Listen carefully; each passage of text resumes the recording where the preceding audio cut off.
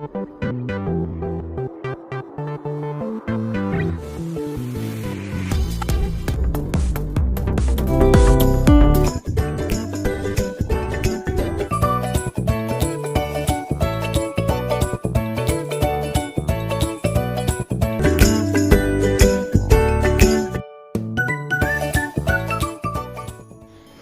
Viewers, welcome back to my channel Shimla mum's kitchen and blog.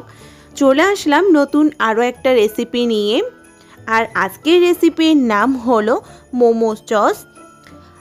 এটা আমি আপনাদের সাথে আগে শেয়ার করব বলেছিলাম, কিন্তু এটা আমার সময়ের জন্য শেয়ার করা হয়নি। অনেকে আমাকে রিকোয়েস্ট করেছিল এই মোমো সসটা বাড়িতে বানিয়ে দেখানোর জন্য।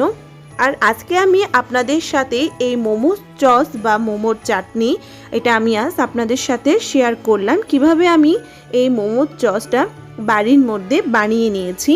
চলুন তাহলে দেখে নেওয়া যাক কিভাবে বানিয়ে নিয়েছি মোমো সস। মোমো সস বানানোর জন্য যে প্রধান উপকরণটা লাগবে, প্রথমে লাগবে পাকা টমেটো। এখানে আমি ফ্রেশ পাকা টমেটো নিয়েছি। আর টমেটোর উপরের মুখটা কেটে ফেলে দিব, আর চারদিকে 4টা কাট লাগিয়ে নিচ্ছি। সবগুলো টমেটো আমি সেম ভাবে কাট লাগিয়ে নিব, আর টমেটোর উপরের দিকের মুখটা কেটে ফেলে দিচ্ছি।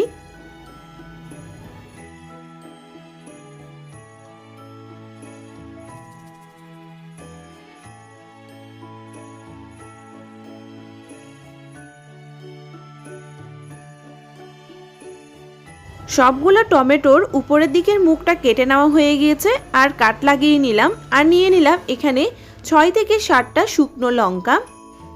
শুকনো লঙ্কাগুলো আমি প্রথমে ফাটিয়ে নিব। সবগুলো শুকনো লঙ্কাগুলো আমি এখানে প্রথমে ফাটিয়ে নিব, আর ছুরির সাহায্যে শুকনো লঙ্কাগুলো কেটে নিচ্ছি। আর ভিতরে যে বীজগুলো রয়েছে সেগুলো নিয়ে নিচ্ছি। একইভাবে সবগুলো শুকনো লঙ্কা কেটে নিয়ে ভিতরের থেকে বীজটা নিয়ে আলাদা করে রাখতে হবে। সবগুলো শুকনো লঙ্কার ভিতর থেকে বীজটা নিয়ে নেওয়া হয়ে গিয়েছে। আর শুকনো লঙ্কাগুলো এক সাইডে রেখে দিলাম, আর বীজটা আমি একটা বাটির মধ্যে সবগুলো একসাথে করে নিয়ে নিলাম। চলে আসলাম পরের স্টেপে। চুলাতে একটা কড়াইয়া বসিয়ে দিয়েছি, আর দিয়ে দিচ্ছি হাফ কাপের মতো জল। আর আগে থেকে কেটে নেওয়া টমেটোগুলো জলের মধ্যে দিয়ে দিব। আর আগে থেকে যে বীজগুলো আমি আলাদা করে নিয়েছি শুকনো লঙ্কার থেকে, সেই শুকনো লঙ্কাগুলো একসাথে দিয়ে দিলাম। আর টমেটোর সাথে শুকনো লঙ্কাগুলো সেদ্ধ করে নিয়েছি। আমি এখানে একটা ঢাকনা দিয়ে টমেটোগুলো আর শুকনো লঙ্কাগুলো ভালো করে সিদ্ধ করে নিয়েছি। টমেটোগুলো দেখুন ভালোভাবে কিন্তু সিদ্ধ হয়ে গিয়েছে। আর এখন আমি একটা বাটির মধ্যে টমেটোগুলো নিয়ে নিব। টমেটোগুলো ঠান্ডা করে নিতে হবে। এখন শুকনো লঙ্কাগুলো নিয়ে নিচ্ছি। চুলার ফ্লেমটা অফ রেখে এই শুকনো লঙ্কা আর সিদ্ধ করে নেওয়া টমেটোটা নিয়ে নিতে হবে। আর টমেটোটা ঠান্ডা হয়ে আসলে টমেটো থেকে খোসাটা ভালো করে ছাড়িয়ে নিচ্ছি।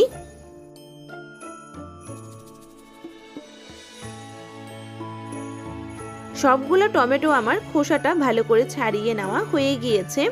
আর এখন আমি দিয়ে দিলাম এখানে 4 থেকে 5টা রসুনের কোয়া। সবগুলো আমি একসাথে মিক্সিং জারের মধ্যে পেস্ট করে নিলাম। চলে আসলাম পরের স্টেপে। চুলাতে একটা প্যান বসিয়ে দিলাম, আর দিয়ে দিচ্ছি এখানে পরিমাণ মতো রান্নার রেগুলার তেল। চুলার ফ্লেমটা হাই টু মিডিয়াম আঁচে রেখে তেলটা ভালো করে গরম করে নিব। তেলটা ভালোভাবে গরম করে নেওয়ার পরে এখন আমি এখানে দিয়ে দিচ্ছি 1 কাপের মতো পেঁয়াজ কুচি। ভালো করে পেঁয়াজটা ভেজে নিতে হবে। পেঁয়াজটা ভালো করে ভেজে নেওয়ার পরে এখন আমি এখানে দিয়ে দিচ্ছি আগের থেকে সিদ্ধ করে নেওয়া টমেটো, শুকনো লঙ্কা আর রসুন একসাথে যে আমি পেস্ট করে নিয়েছিলাম, সেই পেস্টটা আমি এখানে দিয়ে দিলাম। চুলার ফ্লেমটা এখন মিডিয়াম আঁচে রেখেছি, আর দিয়ে দিলাম অল্প পরিমাণে লবণ। লবণটা ভালো করে টমেটো পেস্টের সাথে মিক্সড করে নিতে হবে। আর চুলার ফ্লেমটা অবশ্যই মিডিয়াম আঁচে রাখতে হবে। আর এখন আমি এখানে দিয়ে দিলাম যে আগের থেকে শুকনো লঙ্কার বীজটা আমি আলাদা করে রেখেছিলাম। আর এটা আলাদা করে রাখার কারণ হলো একসাথে যদি শুকনো লঙ্কাটা আমি পেস্ট করে নিই তাহলে কিন্তু ঝালের পরিমাণটা বেশি হয়ে যাবে। আর এখন আমি এখানে দিয়ে দিচ্ছি টমেটো সস। এখানে আমি 2 টেবিল চামচ টমেটো সস দিয়ে দিয়েছি।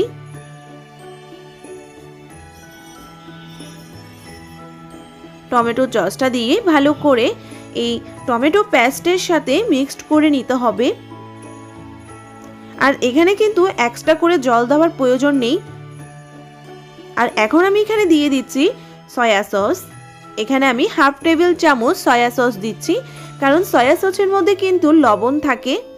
আর দিয়ে দিব 1 টেবিল চামচ ভিনেগার। ভিনেগার দেওয়াতে কিন্তু অবশ্যই এটা আপনারা 10 থেকে 15 দিনের জন্য স্টোর করে রেখে দিতে পারেন। 1 টেবিল চামচ এখানে আমি ভিনেগারটা দিয়ে দিলাম। আর সবগুলো উপকরণ একসাথে দিয়ে দেওয়া হয়ে গিয়েছে।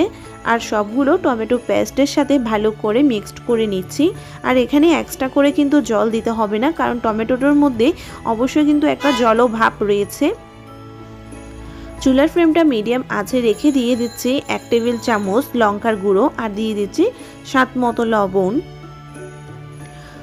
এখানে আপনারা চাইলে লঙ্কার গুঁড়োটা অ্যাভয়েড করতে পারেন, যেহেতু এখানে শুকনো লঙ্কাটা বেটে দেওয়া হয়েছে। আর এখানে আপনারা মোমো সসের মধ্যে কিন্তু অবশ্যই ঝালের পরিমাণটা একটু বাড়িয়ে দিতে হয়, তাই এখানে আমি শুকনো লঙ্কাটা দিয়েছি। দোকান থেকে যখন আমরা মোমোর সস কিনে খাই কিন্তু তখন মোমোর সসের মধ্যে ঝালের পরিমাণটা একটু বেশি থাকে।